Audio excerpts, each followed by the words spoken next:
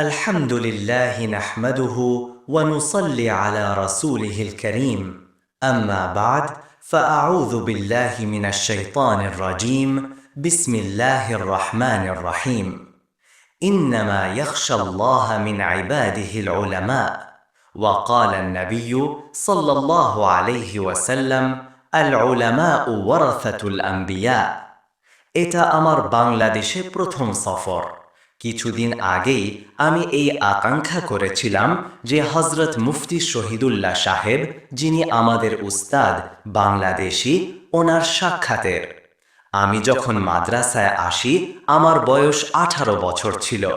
আমি দারুল ইফতা ওয়াল ইরশাদ নাজিমাবাদে হযরত মুফতি রশিদ আহমদ সাহেব রহমতুল্লাহি তাআলা এর কাছে পড়তে এসেছিলাম। তো সেখানে আমার কয়েকজন উস্তাদ নজরে আসে। খুব ছোট একটা মাদ্রাসা ছিল, 8-10 জন ছাত্র ছিল। তো 8-10 জন ছাত্রের মধ্যে উস্তাদও 6-7 জনই ছিলেন। আমি যখন সরফ পড়ছিলাম তখন আমি আমার ক্লাসে একাই ছাত্র ছিলাম, একা। আমাদের উস্তাদ আমার সম্পর্কে বলতেন ওয়াহদাহু লা শারীকা লাহু, তিনি এক, তার কোনো শরীক নেই। নিজের ক্লাসে এ একাই, এর কোনো শরীক নেই। কোনো ক্লাসে 2 জন বাচ্চা, কোনোটাতে 3 জন। এভাবেই আমাদের মাদ্রাসার সূচনা ছিল। তো আমি তো কলেজের পরিবেশ থেকে এসেছিলাম। যখন আমি এলাম তখন আমি যে কয়েকজন শিক্ষককে দেখেছিলাম তাদের মধ্যে হযরত মুফতি শহীদুল্লাহ সাহেবও ছিলেন, দামাত বারাকাতুহুম। হযরত একদম যুবক ছিলেন, এখনো যুবক মাশাআল্লাহ, আগে আরো বেশি যুবক ছিলেন। হযরতের কথা বলার সুর ও ভঙ্গি বাংলাদেশের মতোই ছিল। তো হযরতের মধ্যে আমরা 2টি জিনিস দেখেছিলাম, ইলমে অনেক দৃঢ়তা এবং অনেক বেশি বিনয়। আমাদের শায়েখ হযরত মুফতি রশিদ আহমদ সাহেব রহমাতুল্লাহি তাআলা কাউকে সহজে বায়াতের ইজাজত দিতেন না, খেলাফত দিতেন না। তো হযরত মুফতি শহীদুল্লাহ সাহেব দামাত বারাকাতুহুম কে বায়াতের ইজাজত দিয়েছিলেন। অনেক বছর হযরতের সাহচর্যে, হযরত মুফতি শহীদুল্লাহ সাহেবের সাহচর্যে কাটিয়েছি।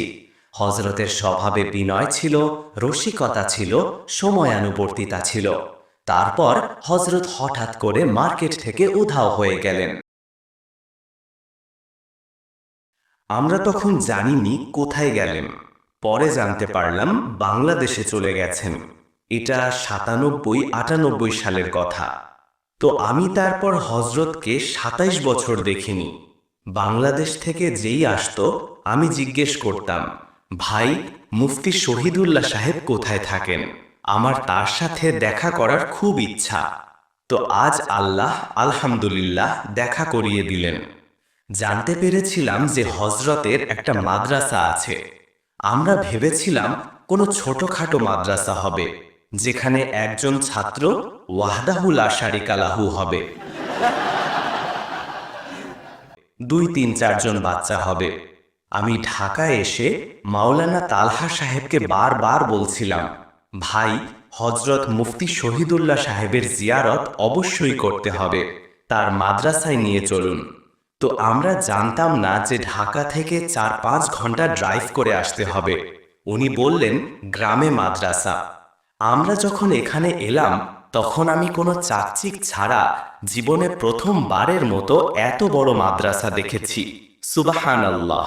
ছাত্র সংখ্যার দিক থেকে সুবহানাল্লাহ। জমির দিক থেকে তো অনেক বড় বড় মাদ্রাসা হয়, মনে হয় যেন পুরো উপমহাদেশ, কিন্তু তাতে ছাত্র কম থাকে। তো এটা হযরত মুফতি রশিদ আহমদ সাহেব রহমতুল্লাহি তাআলা, যিনি আমাদের শাইখ ও মুর্শিদ ছিলেন, তার বরকত। আর হযরত মুফতি শহীদুল্লাহ সাহেবের তাকওয়া, ইলম, লিল্লাহিয়াত এবং ইখলাসের বরকত, যে এত বিনয়ের সাথে, এত অজ্ঞাত থাকার সাথে। মানুষ তো হযরতকে চেনে না, কিন্তু এত গুমনামির সাথে এত বড় মাদ্রাসা, এত এত ছাত্র। আমি আজ জিজ্ঞেস করছিলাম, আপনি এদের সামলান কিভাবে? যত দূর চোখ যায় শুধু ছাত্র আর ছাত্রই দেখা যাচ্ছে। তো এটা যেমন হযরতের বরকত, হযরত মুফতি রশিদ আহমদ সাহেব, হযরত মুফতি শহীদুল্লাহ সাহেবের, তেমনি এটা ইসলামের জীবিত থাকারও লক্ষণ। দুনিয়াতে অন্য কোনো ধর্মের অনুসারীরা এভাবে জ্ঞান অর্জন করে না যে 8 বছর, 9 বছর, 10 বছর নিজের বয়সের সেরা অংশ, নিজের যৌবনের সেরা অংশ দিনের, নিজের ধর্মের জ্ঞান শিখতে ব্যয় করে। পুরো বিশ্বে আর কোথাও এমন হয় না। আপনি কি কখনো শুনেছেন যে খ্রিস্টান ছেলেরা, যুবকরা 8 বছরের জন্য খ্রিস্ট ধর্ম শেখার জন্য নিজেদের ওয়াকফ করে দিয়েছে? আর এই সব ছাত্র আবাসিক। বৃহস্পতিবার কি ছুটি হয়? না, বৃহস্পতিবারও ছুটি হয় না। তাহলে কোন দিন হয়? তাহলে একদিন তো ছুটি হয়ই না। প্রতিদিন কি ক্লাস চলে? সপ্তাহের 7 দিনই? 6 দিন চলে হয়তো। হ্যাঁ, তো একদিন ছুটি হলো তো। সেদিন হয়তো বাড়ি যায় না, কারণ বাড়ি দূরে, সারা দেশ থেকে ছাত্ররা এসেছে। তো আপনিই বলুন, দুনিয়াতে এমন কোনো ধর্ম আছে যেখানে ছাত্ররা 8 বছর ধরে তাদের বয়সের সেরা অংশ শুধু দিনের ইলম শেখার জন্য ব্যয় করে, এবং এর বিনিময়ে তারা সওয়াব ছাড়া আর কিছুই পায় না, শুধু সওয়াবই পায়? আমরা যখন মাদ্রাসায় দারুল ইফতার আসি, তখন মানুষ আমাদের জিজ্ঞেস করত, ভাই, তোমরা যে 8 বছর, 10 বছর মাদ্রাসায় কাটাবে, তারপর যে সার্টিফিকেট পাবে, তা দিয়ে কোন দেশে ভালো চাকরি পাবে? আমরা বলতাম, আমাদের নিজের দেশেই তো পাবো না, অন্য দেশে কোথা থেকে পাবো? চাকরি পাবো না, কিছুই হবে না। মানুষ জিজ্ঞেস করত, তাহলে ইলম অর্জন করছো কেন? এর জবাব আমরা আমাদের শায়েখের কাছ থেকে নিতাম। হযরত মুফতি রশিদ আহমদ সাহেব রহমতুল্লাহ বলতেন, ভাই, ইলম আল্লাহর জন্য অর্জন করা হয়, এবং আল্লাহর কাছে দোয়া করা হয় যে, হে আল্লাহ, আমাদের ইলমও দান করুন, আমলও দান করুন, এবং তারপর এই ইলমের মাধ্যমে আমাদের থেকে দ্বীনের খেদমত নিন। হযরত বলতেন, আল্লাহ দ্বীনের খেদমত নেন, এটা আমাদের হাতে নেই। যার কাছ থেকে আল্লাহ নিতে চান, আল্লাহ তার থেকে খেদমত নেবেন, তার কাছে কোনো ডিগ্রি থাকুক বা না থাকুক। হযরত আমাদের এটা শিখিয়েছেন যে খুব বেশি করে দোয়া করো, যেন আল্লাহ দ্বীনের খেদমত নেন। হযরত একটা দোয়া খুব শেখাতেন ছাত্রদের, আপনারাও এই দোয়া মুখস্থ করে নিন। হে আল্লাহ, ইখলাসের সাথে, নিরাপত্তার সাথে, শক্তি সাহসের সাথে আপনার দ্বীনের অনেক অনেক খেদমত নিন। পঞ্চম শব্দটি আমি তাবলিগের লোকদের কাছ থেকে শিখেছি। আমি একবার হারামে ছিলাম, ওমরা করতে গিয়েছিলাম। তখন সেখানে আমি একজন সাহেবকে দেখলাম। আমি যখন বসেছিলাম, রুমালে মুখ ঢেকে, যাতে কেউ আমাকে চিনতে না পারে। বাইতুল্লার পাশে আমি বসেছিলাম, মুখে রুমাল দিয়ে, কিন্তু তবুও মানুষ চিনে ফেলতো। তারপর এসে সালাম, সেলফি, মানুষ ক্লান্ত হয়ে যায়, তো আমি একটু বিরক্ত হতাম। হঠাৎ আমি কি দেখলাম, একজন সাহেব এসে আমার পিছন থেকে কাঁধ টিপতে লাগলেন। আমি ক্লান্ত ছিলাম, আপনারা জানেন ওমরা করে খুব ক্লান্তি হয়। উনি এমন স্টাইলে টিপেছিলেন যে আমিও ঘুন্না হয়ে গেলাম। ঘুন্না বোঝেন? ঘুন্না উর্দু শব্দ, ঘুন্না। ঘুন্নার মানে হলো, এখন কি মানে বোঝাবো আর, আপনারা তো উর্দু পড়ছেন মাশাল্লাহ, উস্তাদকে জিজ্ঞেস করে নেবেন ঘুন্নার মানে কি। ঘুন্নার মানে বলা যায় না, দেখানো যায়। দেখালে যে এটা ঘুন্না, তখন বোঝা যাবে। তো আমি ঘুন্না হয়ে গেলাম, আর আমি ভাবলাম কেউ একজন টিপছে, টিপতে দিই, খুব আরাম লাগছিল, পিছনে ফিরে দেখবই না। তো উনি এমন করে কাঁধে টিপা শুরু করলেন, মাথায় মালিশ শুরু করলেন। আমার খুব ভালো লাগলো। আমি ভাবলাম এতে তো খুব মজা লাগছে। তো আমি দেখিনি পিছনে ঘুরে কে আছেন। আমি বললাম, যা হচ্ছে নিজে থেকে হতে দাও।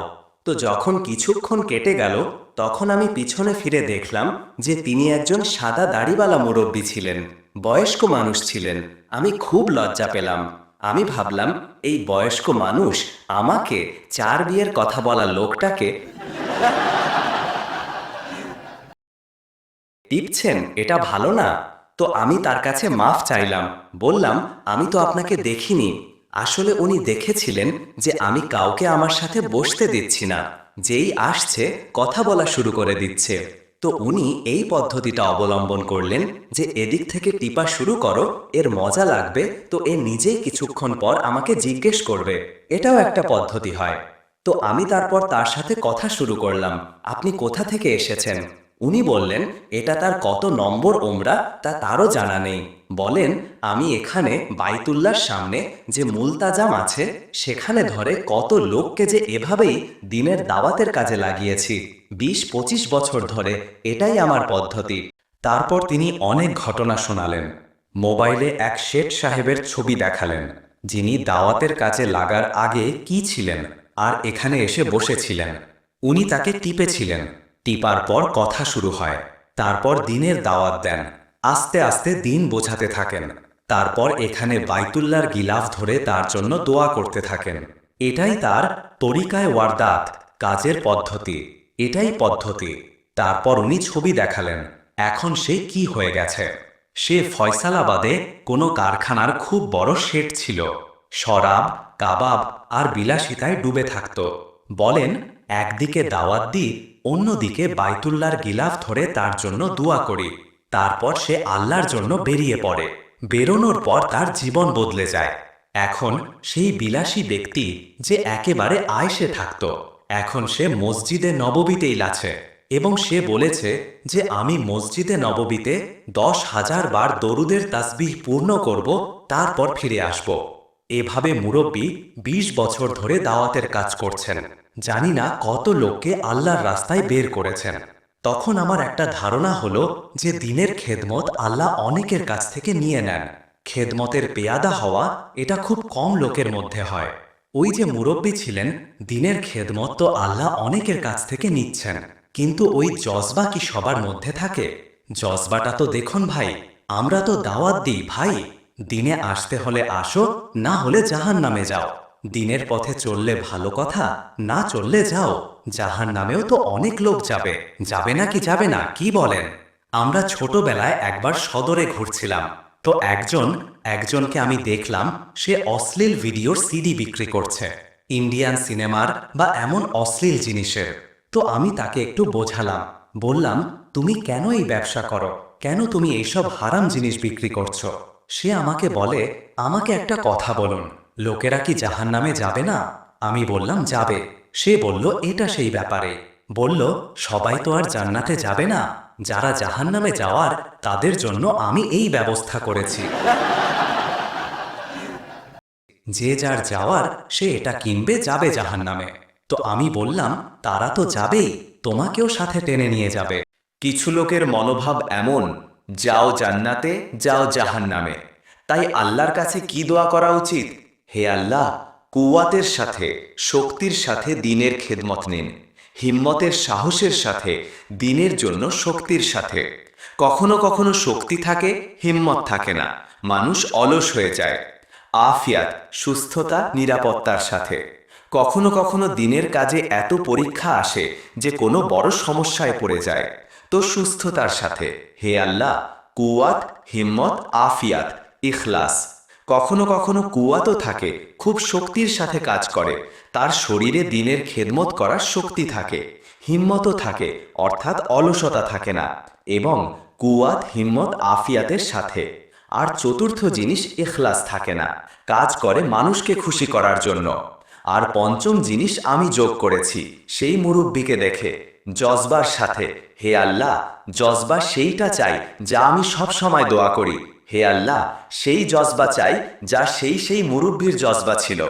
এত বৃদ্ধ বয়সে দেখুন, তিনি আমাকে দাওয়াত দেওয়ার জন্য নয়, তিনি এমনি সালাম দেওয়ার জন্য হাত পা টিপেছিলেন, কিন্তু তিনি আমাকে বুঝিয়ে দিয়েছিলেন যে কিভাবে দাওয়াতের কাজ হয়। কেউ কথা শুনতে না চাইলেও তাকে শুনিয়ে দেন। তো আপনারা ছাত্র, দেখুন, আমাদের হযরত মুফতি রশিদ আহমদ সাহেব বলতেন যে যেসব ছাত্র মাদ্রাসা থেকে ফারেগ হচ্ছে, দুনিয়াতে তাদের কিছু মিলুক বা না মিলুক, তারা যে ওলামা। সাধারণ মানুষ তারা একটা কথা মুখে খুব আনে, বলে, মৌলবীদের তো খুব মজা, মৌলবীদের তো খুব মজা। তারপর আমার উদাহরণ দেয়। এই মৌলবীকে দেখুন, কখনো কানাডায় ঘুরছে, কখনো আমেরিকা যাচ্ছে, কখনো আফ্রিকায়, কখনো বাংলাদেশ, কখনো জাপানের ট্রেনে সফর করছে। মৌলবীদের খুব মজা। কি বলে? আর কথাও বলে 4-4টা বিয়ের। আর শুধু কথাই বলে না, করেও রেখেছে। মৌলবীদের খুব মজা। যখন মানুষ এমন কথা বলে, আমি তাদের বলি, ঠিক আছে, নিজের বাচ্চাদেরও তোমরা এমন বানিয়ে দাও মৌলবী। কি বলেন ভাই? খুব খুব কমই এমন হয়। 100তে কোনো একজন মৌলবী হয় আমার মতো নালায়েক, না হলে 99% তো মুফতি শহীদুল্লাহ সাহেবের মতো হন, যাদেরকে দুনিয়াতে কেউ চেনে না, আর তাদের খেদমত এত বেশি যে এত বড় মাদ্রাসা, আর তারপর যে মাদ্রাসা থেকে ওলামা বেরোবেন, ছাত্র বেরোবেন, তারা কোথায় কোথায় গিয়ে দিনের খেদমত করবেন। তো এই সমস্ত সদকায় জারিয়ার সোয়াব কার হবে? মুফতি সাহেবের হবে। এত মেহনত, এত মেহনত। তো আমাদের হজরত বলতেন যে এই যুগে যে নিজেকে মাদ্রাসার জন্য উৎসর্গ করে দিয়েছে, তার মধ্যে এই সম্ভাবনা খুব কম যে সে রিয়াকার, লোক দেখানো ইবাদতকারী। কারণ আগের যুগে যখন ইসলামী শাসন ছিল, ওলামাদের সোনায় ওজন করা হতো। অতীত যাচাই করে দেখুন, ওলামাদের খুব কদর ছিল। এখন সব জায়গায় ওলামাদের নিয়ে রসিকতা করা হয়, সব জায়গায় অবমাননাকর সুরে কথা বলা হয়, তাদের নামে অবমাননা। এমনকি ঘরেও বিয়ের প্রস্তাব নিয়ে গেলে বিয়ে হবে না। আপনি যদি বলেন আমি পাইলট, বিয়ে হবে কি হবে না? হবে।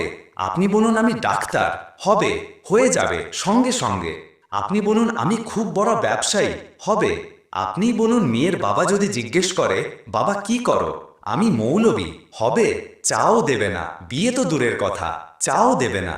আমরা যখন মৌলবী হলাম, আমাদের এই কথাই শুনতে হতো যে তোমাদেরকে তো কেউ বিয়েই দেবে না। আমি মজা করে বলে দিয়েছিলাম 4টে বিয়ে করব। আমারও লাগছিল একটাও হয়তো পাবো না, কিন্তু বলতে কি যায় আসে, সরকারের পক্ষ থেকে তো কোনো বাধা নেই, তো কুরবানি অনেক বেশি। এখন দেখুন, শয়তান কি আমাদের পিছু ছেড়ে দিয়েছে, না সাথে লেগে থাকবে? এটা কি সম্ভব যে শয়তান বলবে যে এই ছাত্র এত কুরবানি দিয়েছে, দুনিয়া ছেড়ে গ্রামে এসে মাদ্রাসায় যৌবনের সেরা অংশ ব্যয় করেছে, তো এখন যেহেতু সে নেক হওয়ার, দিনের খেদমত করার সিদ্ধান্ত নিয়েই ফেলেছে, চলো এখন এর পিছু ছেড়ে দিই। এমন হয়? আজ পর্যন্ত শয়তান কি কাউকে ছেড়েছে? শয়তান কোথা থেকে ছাড়বে? শয়তান কি করে? স্টাইল বদলে দেয়, বুঝছেন? আমাদের হজরত বলতেন মৌলবীর শয়তানও মৌলবী হয়। সেও দর্সে নিজামি পড়েছে, সে জানে একে কোথা থেকে গোমরাহ করতে হবে। তো শয়তান কি করবে? যখন আপনি এত বড় কুরবানি দিয়ে মাদ্রাসায় এসেছেন, তখন সে আপনার দ্বারা সেই কাজ করানো শুরু করবে যা দিয়ে আপনার আমল নষ্ট হয়ে যাবে। সবার আগে আপনার অন্তর থেকে মেহনতের জজবাকে শেষ করবে সে, যে পড়ো না।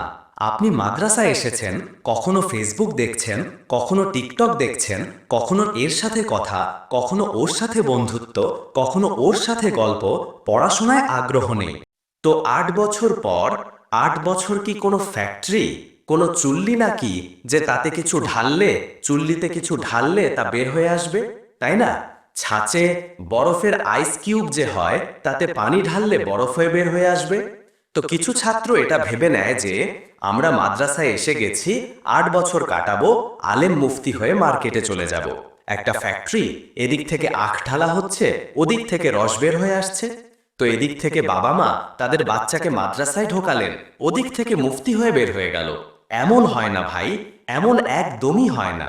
আপনি যখন এই ফ্যাক্টরিতে আসবেন, আগ্রহ নিয়ে পড়বেন, মোতালা অধ্যয়ন করবেন, উস্তাদের সবকে মনোযোগ দেবেন পুরো দায়িত্বের সাথে, তারপর তকরার পুনরাবৃত্তি করবেন।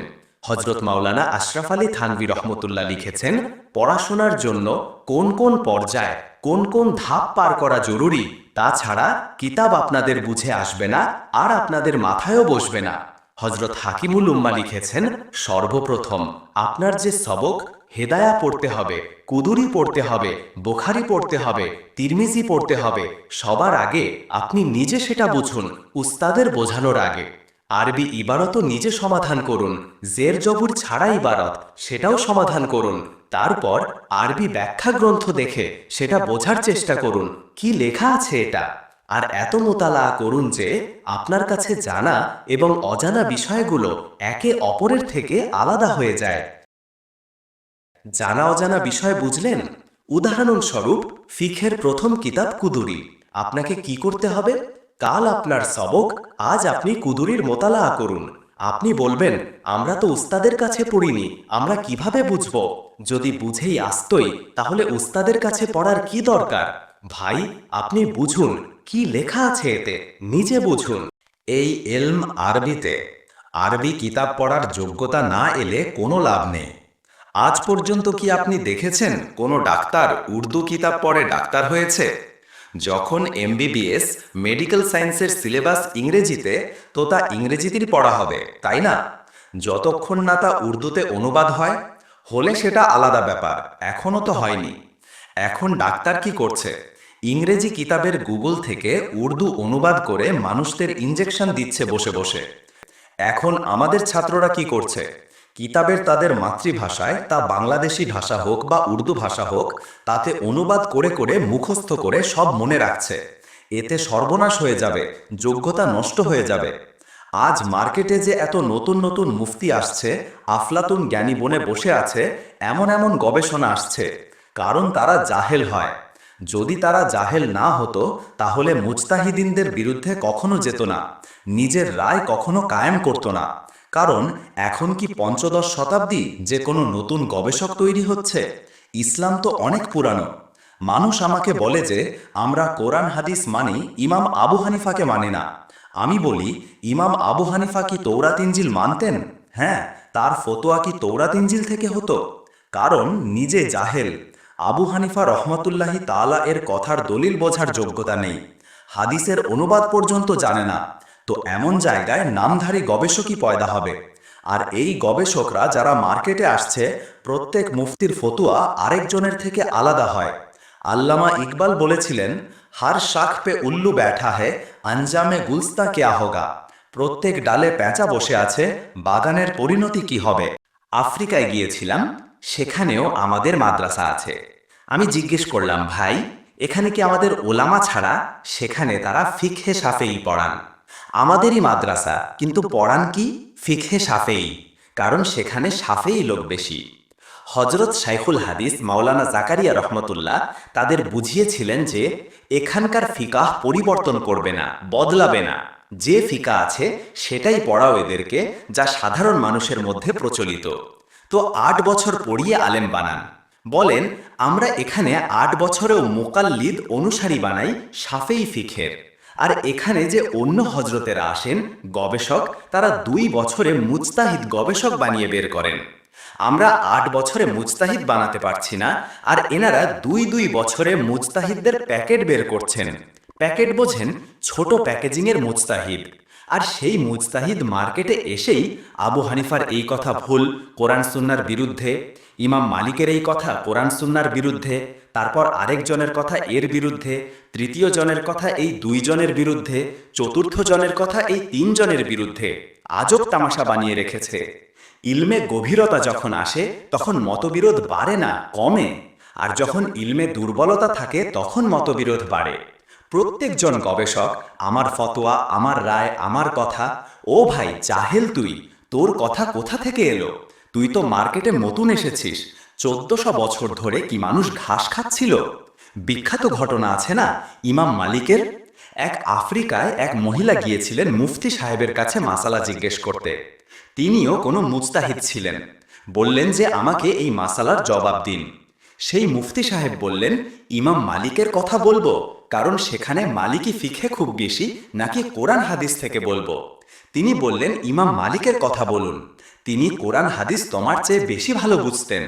তুমি কোরআন হাদিসের নামে জানি না কি পড়িয়ে দেবে আমাকে। যাই হোক, এটা একটা আলাদা বিষয়, এতে আমি আসবো ইনশাআল্লাহ। তো মেহনতের মধ্যে প্রথম কাজ কি করতে হবে? সবার আগে যে কিতাব আপনি সকালে পড়বেন, রাতে তার ভালোভাবে মোতালা করে নিজে বুঝতে হবে। নিজে বোঝার মধ্যে পুরোটা বোঝা যাবে না। এটা জানা যাবে কোন জিনিসটা আমি নিজে থেকে বুঝতে পারছি, তাতে আমার উস্তাদের দরকার নেই। আর কোন জিনিসটা এমন যা উস্তাদের কাছ থেকে বোঝা ছাড়া আমার বুঝে আসবে না। আর আপনার মধ্যে এভাবে মোতালাআ করার ফলে বোঝার যোগ্যতা তৈরি হবে। প্রথম ইট রাখা হবে নিজে কিতাব বোঝার। হযরত হাকিমুল উম্মাহ লিখেছেন। তারপর পরবর্তী ধাপ কি হবে? উস্তাদের সবককে মনোযোগ দিয়ে শুনুন, যে এটা তো আমি বুঝেছিলাম, এটা যে বুঝিনি এর মানে কি, এটা দ্বিতীয় হয়ে গেল। তৃতীয় পর্যায় কি? তারপর তকরার করে নিজেদের মধ্যে তকরার করে তাকে ভালোভাবে মননশীল করুন। তকরার কাকে বলে? নিজে ছাত্রদের জমা করে সেটা পড়িয়ে দিন। এভাবে যদি আপনারা কিতাব পড়েন, তাহলে পড়ার সাথে সাথে আপনাদের মধ্যে পড়ানোর যোগ্যতা তৈরি হয়ে যাবে। আমরা কত কিতাব নিয়ে এমন করেছি যে মাদ্রাসায় পড়েছি আর পড়তে পড়তেই পড়ানো শুরু করে দিয়েছি। বরং এতে কিতাব বোঝার এমন যোগ্যতা তৈরি হবে যে অনেক কিতাব যা আপনি পড়েননি, যখন আপনার হাতে আসবে আপনি মোতালাআ করে পড়িয়ে দিতে পারবেন, কারণ আপনার পড়া এসে গেছে, বোঝা এসে গেছে কিতাব। আর অনেক মাদ্রাসায় কি হয়, উস্তাদ আসেন, বসে পড়তে শুরু করেন, ছাত্র নড়তে থাকে, সে নড়তেই থাকবে কেয়ামত পর্যন্ত, সে কিছুই শিখবে না, কিছুই শিখবে না, সে খাতার পর খাতা নোট তৈরি করতে থাকবে। একজন ছাত্র ছিল গ্রামে, উস্তাদ পড়াতেন আর সে লিখতে থাকতো কি পড়াচ্ছেন। তো 8 বছরে সে অনেক খাতার খাজানা জমা করে ফেলল, এলমের খাজানা নিয়ে সে চলল। সেভাবে পড়েনি যেভাবে হাকিমুল উম্মাহ বর্ণনা করেছেন। যখন সমস্ত খাজানা নিয়ে নিজের গ্রামে গেল, লোকেরা বলল 8 বছর পরে এসেছে, খুব বড় কোনো মুফতি হয়ে গেছে। এখন তার কাছে যে মাসালা জিজ্ঞেস করা হয় সে বলে সেটা ওই খাতায় আছে। এখন সে ওই সবক খুঁজতে থাকবে, তাকাতে থাকবে। একদিন কোথাও ছাগল টাগল এসে তার খাতাগুলো খেয়ে ফেলল। এখন লোকেরা তার কাছে কিছু জিজ্ঞেস করলে সে বলে ছাগলের পেটে আছে। সমস্ত এলম কোথায় গেল? ছাগলের পেটে। শয়তান এই কাজ থেকে আপনাকে আটকাবে, বুঝছেন কি বুঝছেন না? এই মেহনতে সবচেয়ে বড় বাধা হয়ে দাঁড়ায় বন্ধুত্ব আর আজকাল সোশ্যাল মিডিয়া। টিকটকে বসে যাও, 1 reel 2 reel 3 reel 4 reel 5 reel 6 reel ঠক ঠক করে সারা রাত ঘুরাতে থাকে মানুষ। দ্বিতীয় জিনিস কি? শাকাউতু ইলা ওয়াকিরিন সুআহা হিফজি ফাআওসানি ইলা তারকিল মাআসি ফাইন্নাল ইলমা নূরুম মিন ইলাহি ওয়া নূরুল্লাহি লা ইউতা লিআসি। ওয়াকিয়া ইবনে জাররাহ খুব বড় মুহাদ্দিস, জারহ ও তাদিলের ইমাম। ইমাম শাফেঈ তার কাছে স্মৃতিশক্তির দুর্বলতার অভিযোগ করেছিলেন। তো তিনি কি বলেছিলেন? যে তালেবে ইলম গুনাহ থেকে বাঁচে না, আল্লাহ তাকে পরিপূর্ণ ইলম দান করেন না। আর যদি ইলম দিয়েও দেন, তাহলে সেই ইলম উম্মতের লাভের বদলে আযাব ও ক্ষতির কারণ হয়। কারণ যখন মানুষ লালসাতে পড়ে, তখন মুফতির ফতোয়াও বদলে যায়। কি হয়? সে মানুষের দ্বারা প্রভাবিতও হয়। কান্না দেখে ফতোয়া পরিবর্তন করে দেবে, কখনো টাকার জন্য ফতোয়া পরিবর্তন করবে, কখনো লোভের জন্য, কখনো কান্নার জন্য। 3 তালাকের মাসলায় কি হয়? মহিলারা চিৎকার করতে করতে আসে, ঘর ভেঙে গেল, ঘর ভেঙে গেল।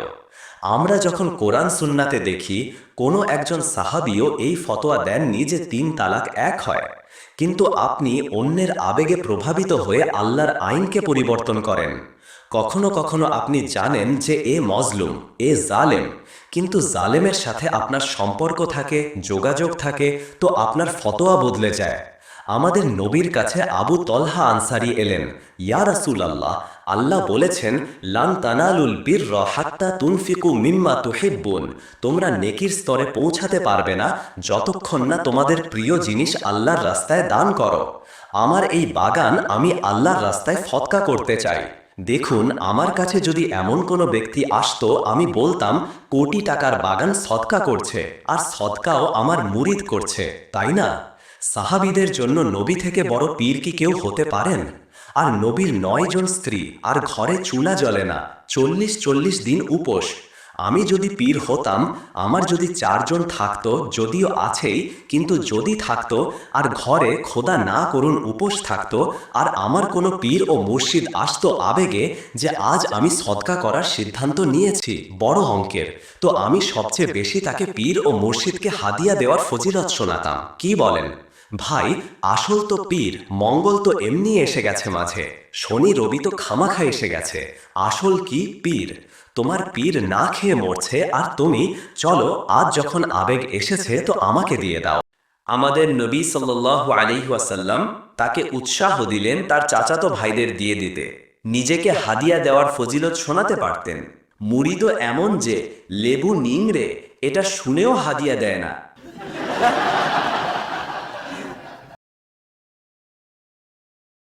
তো নিজেকে, আমাদের নবীর কত বড় মহত্ব, তাকে অর্ডার দিলেন যাও নিজের চাচাতো ভাইদের দাও, কারণ আত্মীয়কে সদকা দেওয়া দ্বিগুণ সওয়াব। সদকা দেওয়ারও সওয়াব মিলবে, আত্মীয়তার সম্পর্ক জোড়া লাগানোরও সওয়াব মিলবে। তো মুফতির জন্য আল্লাহর ভয় থাকা, আলেমের জন্য, তালেবে ইলমের জন্য আল্লাহর ভয় থাকা খুব জরুরি। না হলে এই ইলম ফায়দার বদলে ক্ষতি করবে। দুটো কথা মনে থাকবে তো? আচ্ছা, আরেকটা কাজ করতে হবে মেহনতের জন্য। আপনি রাতে মোতালায়া করে নিলেন, সকালে সবক মনোযোগ দিয়ে শুনলেন, তারপর তকরার করে নিলেন, তারপর এর যে সারাংশ সেটা নিজের স্থানীয় ভাষায় তৈরি করে নিন। সেটা স্থানীয় ভাষায় লিখুন, উর্দুতে বা বাংলা ভাষায়, যা আপনার আসে সেই ভাষায় সারাংশ লিখুন। এর লাভ এই হবে যে পরীক্ষার দিনগুলোতে অনেক সারাংশ আরামে দেখে আপনি পরীক্ষা সহজে পাশ করতে পারবেন।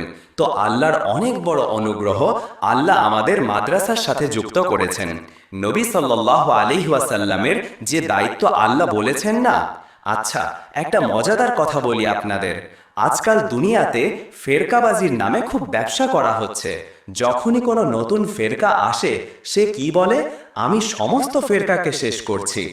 এখন একটা ক্লিপ আমার নজরে এসেছে, যেখানে কোনো স্কলার বলছেন যে এই দেওবন্দি, বেরেলভি, আহলে হাদিস ফেরকা তো উপমহাদেশে ছিল না, আগে তো ইসলাম ছিল। তো এই নতুন নতুন ফেরকা কবে থেকে বানানো হলো? আগে নিশ্চয়ই ইসলাম ছিল, কিন্তু কি রূপে ছিল? ফিকহে হানাফির রূপে ছিল। যখন উপমহাদেশে ইসলাম এসেছে তখন কি ছিল? ফিকহে হানাফি ছিল। বাংলাদেশের জনসংখ্যা কত? 18 কোটি। হ্যাঁ ভাই, 18 কোটি। 18 কোটি জনসংখ্যা। পাকিস্তানের 24 কোটি জনসংখ্যা। 99.9% লোক এখানে হানাফি। আমি মায়ানমার, বার্মা গিয়েছি, 100% লোক হানাফি। যদি ফিকহে হানাফি ফিরকা হতো, তাহলে এটা পরে তৈরি হতো না আগে তৈরি হতো? না, পরে তৈরি হতো। এটা তো পরে আসতো। আমরা হিন্দুস্তানে কেউ আমাদের হানাফিদের প্রথম মসজিদ দেখাতে পারবে না। আমরা দেখাতে পারি এটা অমুক ফিরকার প্রথম মসজিদ। আহনাফের কোনো প্রথম মসজিদ নেই। কেন? ইসলাম এসেছেই ওই রূপে, ফিকহে হানাফির রূপে। পুরো আফগানিস্তান, পুরো পাকিস্তান, পুরো বাংলাদেশ, তারপর নেপাল, তারপর বার্মা, তুরস্ক, 50% বেশি মুসলমান ফিকহে হানাফি ফলো করে আসছে। আর 30% ফিকহে শাফেঈ। মালয়েশিয়া, ইন্দোনেশিয়া, এখানে বেশি ফিকহে শাফেঈ। মিসরেও কিছু এলাকায়। 17% আফ্রিকায় মালিকি, 2% দুনিয়াতে হাম্বলি। এটা মোট 99% হয়ে গেল। 1% বাকি লোক। সেই 1% বলে আমরা ফিরকার বিরুদ্ধে। হ্যাঁ ভাই, আমরা কি ফিরকার বিরুদ্ধে? অথচ তারা কোনো মাসালায় একমত হয় না, কোনো মাসালায় একমতে জমা হয় না। নবী সাল্লাল্লাহু আলাইহি ওয়াসাল্লাম বলেছেন যে মুসলমানদের জামাতকে আবশ্যক ধরো। সহিহ হাদিস। মান শাজ্জা, যে মুসলমানদের জামাত থেকে, মুসলিম থেকে আলাদা হবে, সুজ্জা ফিন্নার, আল্লাহ তাকে কোথায় ফেলবেন? আগুনে।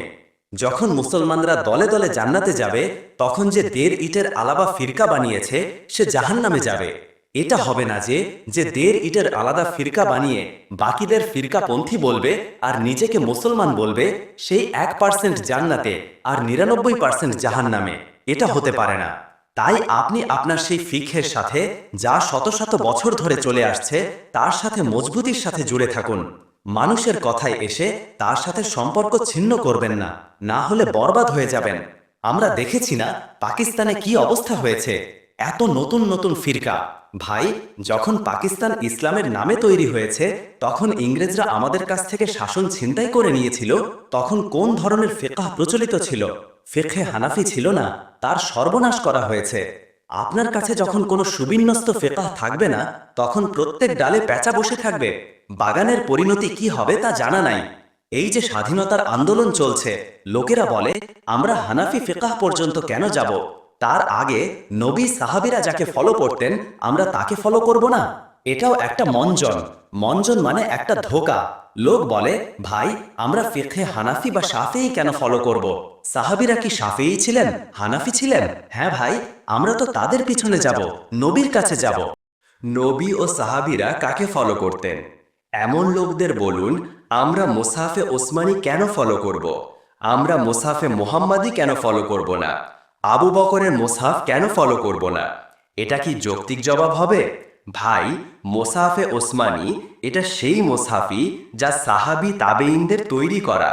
সাহাবীরা যখন দেখলেন যে অনেক মুসহাফ হয়ে গেছে, মতবিরোধ তৈরি হচ্ছে, তখন সবাইকে এক মুসহাফে জমা করে দিলেন।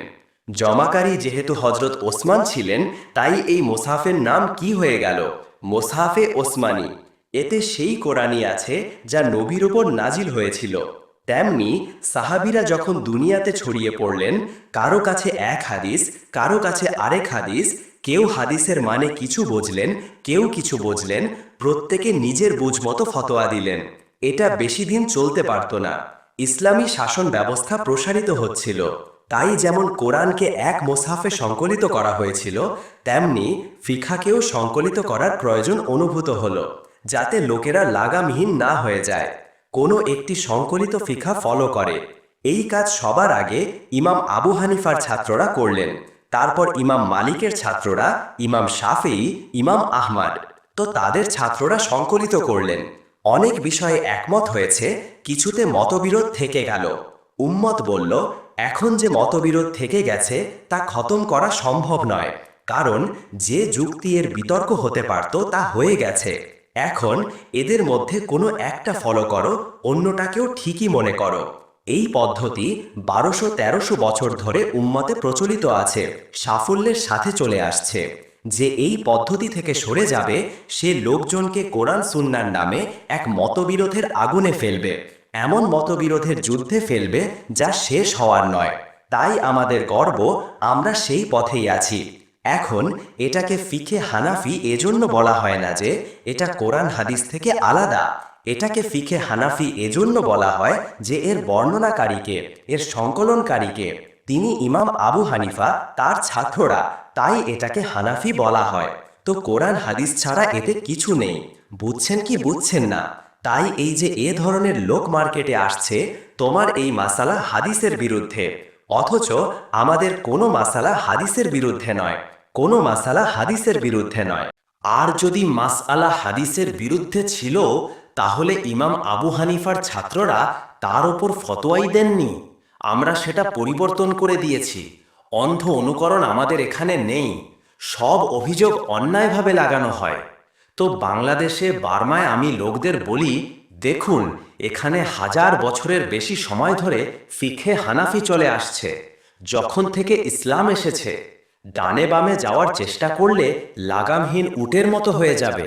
আর তারপর এটা এক প্রজন্ম পর্যন্ত তো ইসলাম থাকে, 2-3 প্রজন্ম পর একদম গোমরা হয়ে যায় মানুষ।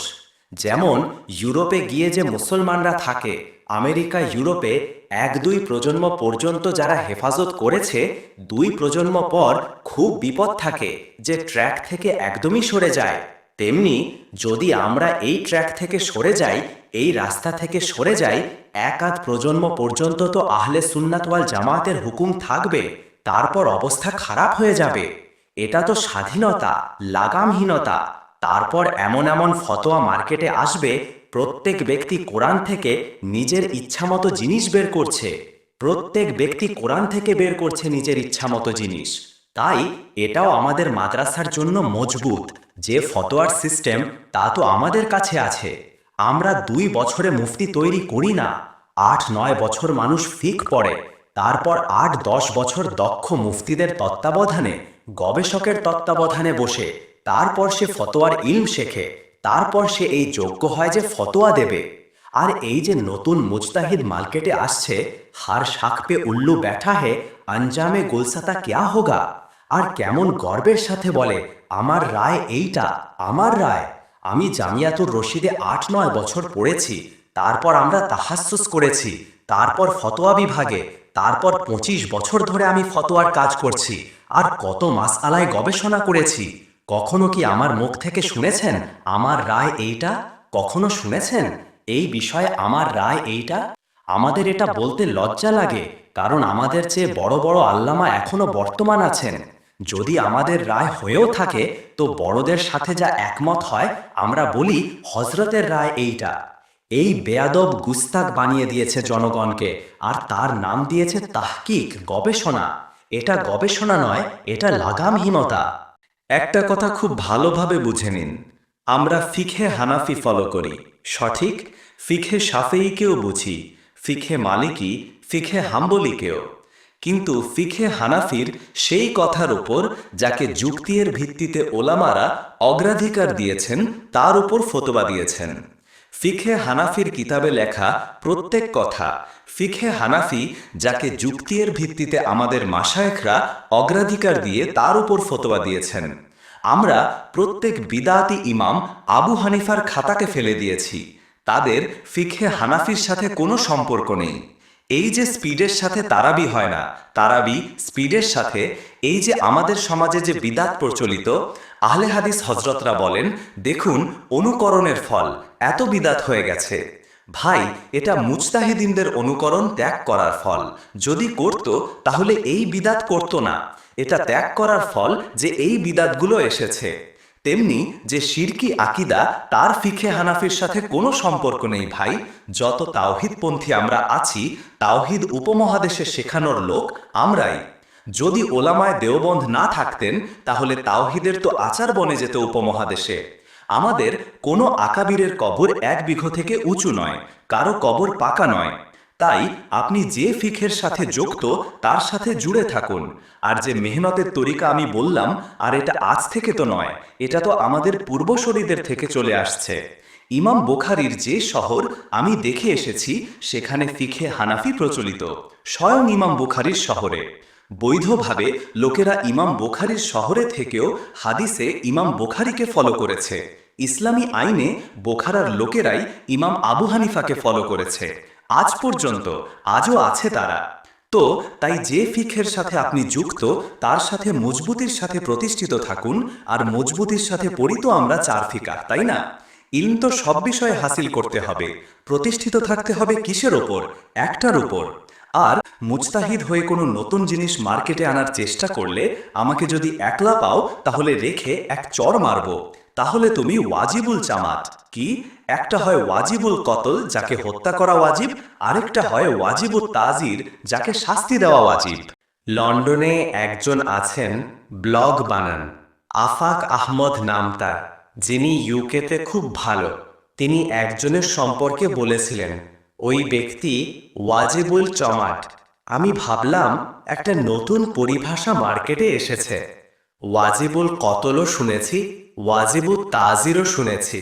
তো এখন তাজির তো আমরা লাগাতে পারি না। তো যদি এমন কাজ করো তাহলে তোমরা তোমাদের উস্তাদদের নজরে কি? ওয়াজিবুল চমাট। আর আমি দেখেছি যেই জমহুরের থেকে সরে যায় না, সে এমনিতেই আল্লাহ তার থেকে আর দিনের খেদমত নেনি না। তো যে জমহুরের পথে চলে, হ্যাঁ, বিদায়াতে কাউকে ফলো করতে নেই। তো জমহুরের পথে চললে দুনিয়াতেও সম্মান, আখেরাতেও সম্মান। আর যে খাঁটি মুসলিমদের রাস্তা থেকে সরে গেল, তার সম্পর্কে তো হাদিস উপস্থিত আছে, মান সাজ্জা সুজ্জা, যে সরবে আখেরাতেও সরবে। আল্লাহ তাআলা আমাদের বোঝার, আমল করার তৌফিক দিন। আচ্ছা, একটা শেষ প্রশ্নের জবাব। লোকেরা বলে সংখ্যাগরিষ্ঠকে তো ফলো করতে কোরআন নিষেধ করেছে। ও ভাই, সেটা অমুসলিমদের ব্যাপারে। তাদের সংখ্যাগরিষ্ঠকে ফলো করলে গোমরা হয়ে যাবে, কারণ তারা অমুসলিম। মুসলমানদের মধ্যে তো সংখ্যাগরিষ্ঠ যেখানে হবে, এটা খুব বড় লক্ষণ যে সঠিকটা সেখানেই হবে। মুসলমানদের মধ্যে সংখ্যাগরিষ্ঠ গোমরা হতে পারে না। আল্লাহ তাআলা বোঝার, আমল করার তৌফিক দান করুন। আর আপনাদের সবার 4 বিয়ে করান। আমিন।